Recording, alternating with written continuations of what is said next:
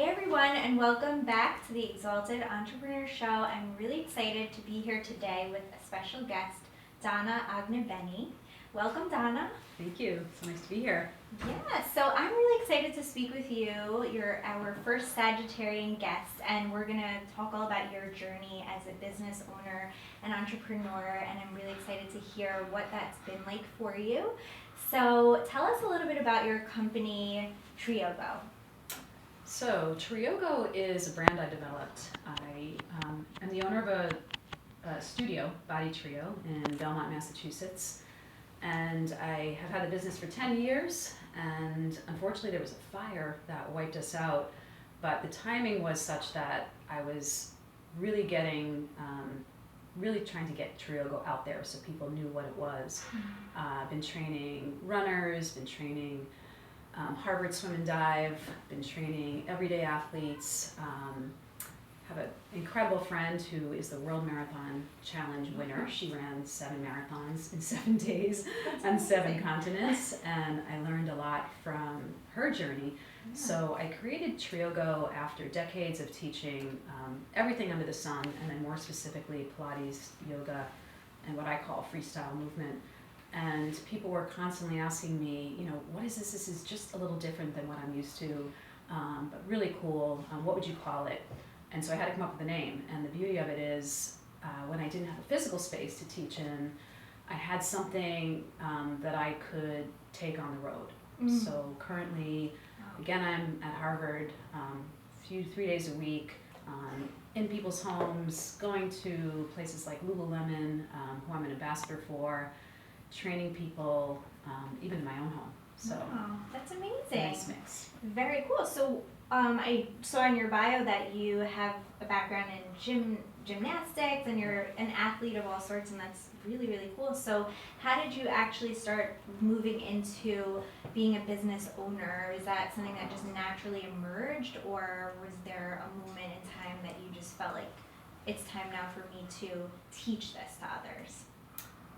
So there's this sort of beautiful thing that happens in my life, and it's happened often enough that I sort of trust when there is a moment of indecision, a bit of a fork in the road, to choose what I'm really passionate about.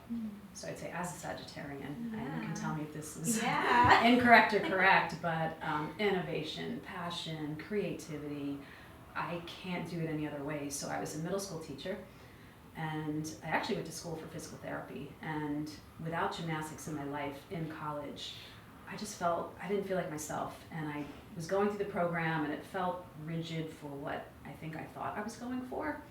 So I transitioned into education. And once I had my kids, and they were all pretty busy, maybe under the age of 5, people were always asking me, like, gosh, I always see you running, or tell me about, I ran a marathon, ran the Boston Marathon. So there was a curiosity from other people about what I was doing and how often I did it. Teachers from my kids' school actually asked me, would you come in and teach yoga for preschoolers? One of my daughter's 4th grade teachers, Marilyn Gay, asked me if I would come in and teach yoga during exam times, which I thought was really cool, to be able to come into a place where people were struggling a little bit and use movement sort of my way to help them bridge the gap between feeling good in their body but also feeling good in their mind. And so that's what was happening. And then I sort of made this bold move in 2008 when the economy was as bad as it could be, and I knew that I didn't have any fear. It was a strange, I'm not the most bold person at all, really. But I had this drive and this quest that it just kept moving me in that direction. And in fact, I was negotiating the lease for, it was from July until I had the studio in November. And everything was really bumping up against me, and I still just kept going. And I knew that this space was kind of going to be where it all happened. And I'll never forget the day that 2 of my really good friends were out walking their dogs, and I was like scrubbing floors and getting the studio ready. And one of them peeked her head in, and she said, I think I was opening the next day, and she said, aren't you scared? And it never even occurred to me that I should be scared. So, that I knew was just the right place and the right time for me to begin putting movement and education together. That is amazing. I mean, you're saying so many things that really do highlight the gifts of Sagittarius. Being a teacher, first off, it's totally connected to that, but also you spoke about passion, and I think that that is the great gift of this sign. It's a fire sign, but it's a mutable fire sign, which means that it's the only mutable fire sign that adapts to its environment, right? So you have done an amazing job in responding to kind of like the external curiosity. Like, you were just doing your thing, you were mastering yourself, you were following your passion, and then other people saw that and were like, teach me how you do that. So I don't know if you know this, but Sagittarius, the archetype is the guru or the sage. And you know what we say is that, like, at that level, it's beyond a teacher. It's truly embodied, right? Like, when somebody recognizes you as the guru, it means that they see that you've mastered what it is that they want to learn, and they come to you for it. So it's not like you're just teaching from a book, like you're teaching by example. So I think that's amazing, and it's kind of that fuel that helped you overcome the obstacles. Like, you didn't even have fear because it didn't occur to you, like you said, because you kind of got the green light from the universe, from outside of you, to say, like, what you're doing is needed. Here's the people who are coming to you, right? Like, it's very different than saying, I'm just going to do this thing, right? So from the person, so I know that you're a business owner and an entrepreneur, and would you say, or what would you like to share with us in terms of that spirit and how we can kind of continually renew that passion and remain sustainable and relevant no matter what the economy is, no matter what's happening in our personal life, or setbacks like a fire in our studio, or like something that we just didn't see coming? How do you stay aligned with your passion, and how do you stay in that role of like leader and guru in your own business, first and foremost to yourself? Wow. Well, I think the key word for me, and this is something, I have 3 daughters and a wonderful husband, and we're all in such different walks of life, and I guess I would say I'm the only entrepreneur, except my middle daughter is an actor.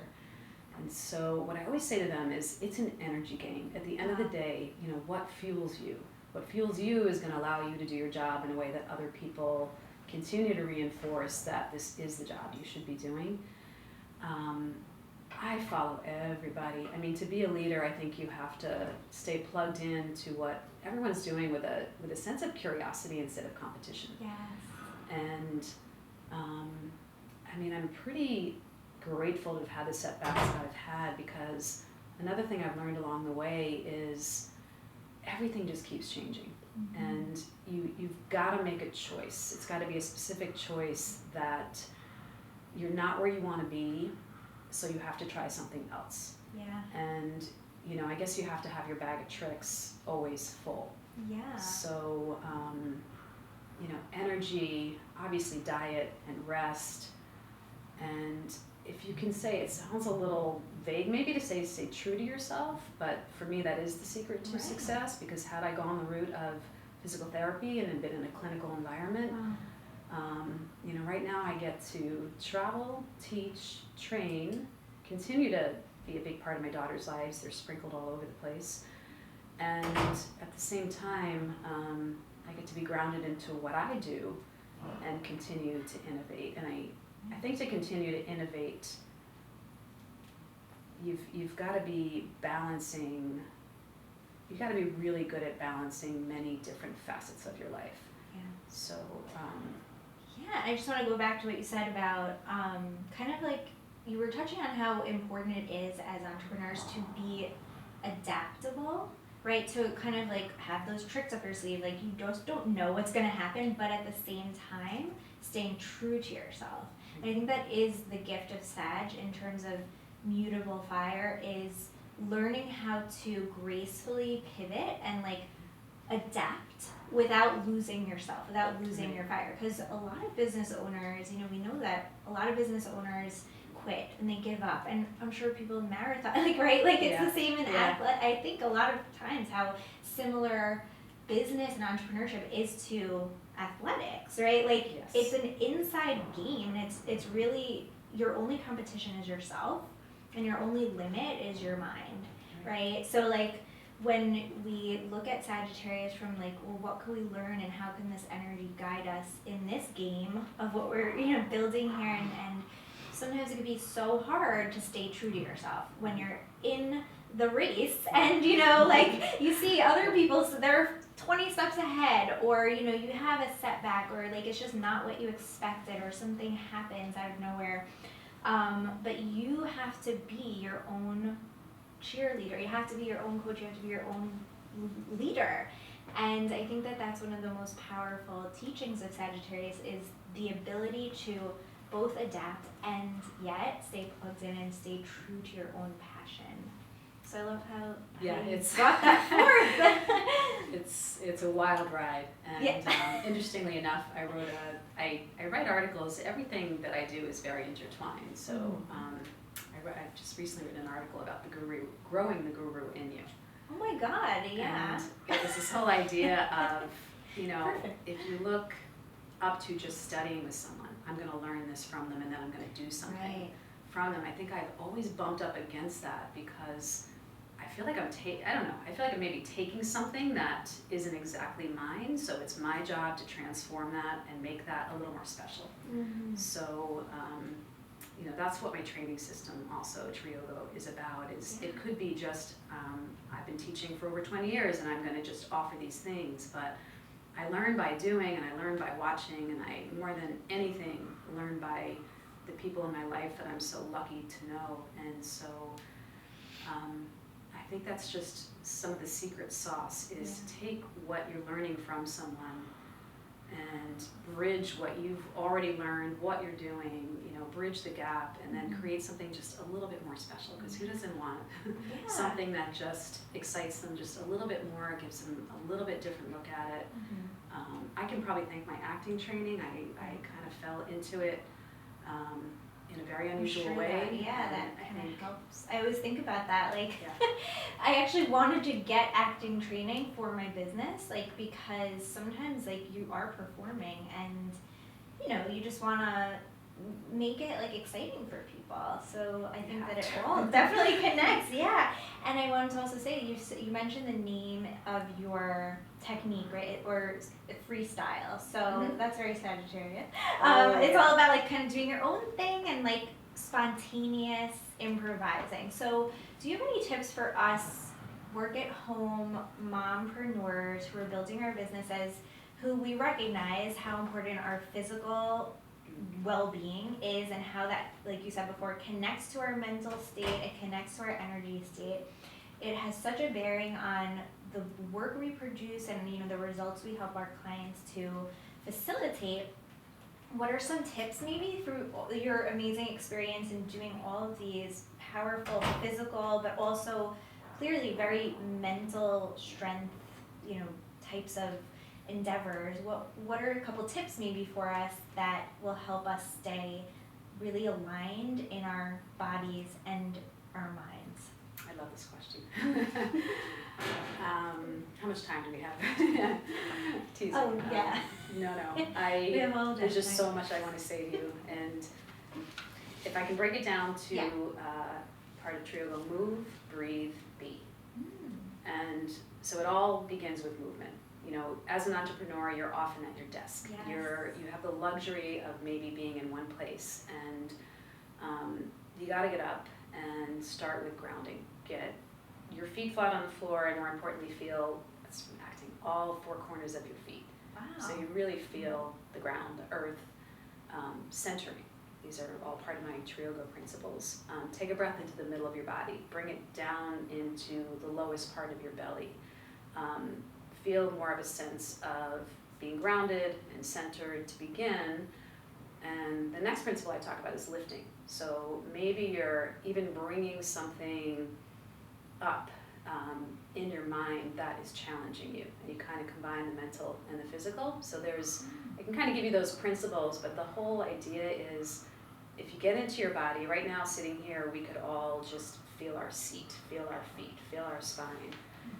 That's not enough. Then you've got to engage the breath so that you're having the most natural, fluid thing in your body start to bring some aliveness into you. And once you start moving something, everything starts to move, right? So that would be where I would start, and to build in, a few times a day. It doesn't have to be a formal exercise program, but in order to be the best we are, we need to move and breathe like Olympic champions, right? Wow. Yeah. Or Academy Award-winning Right. actors. Yeah, I love that. Thank you. And those are great because they're things that we can do right away. We don't need a gym membership, and a lot of times I feel like it's such an obstacle or hurdle mentally just to kind of like create that, to just take that step to do things if you're not used to it. But I did also want to say, going back to the freestyle concept and how you created this really different, unique blend.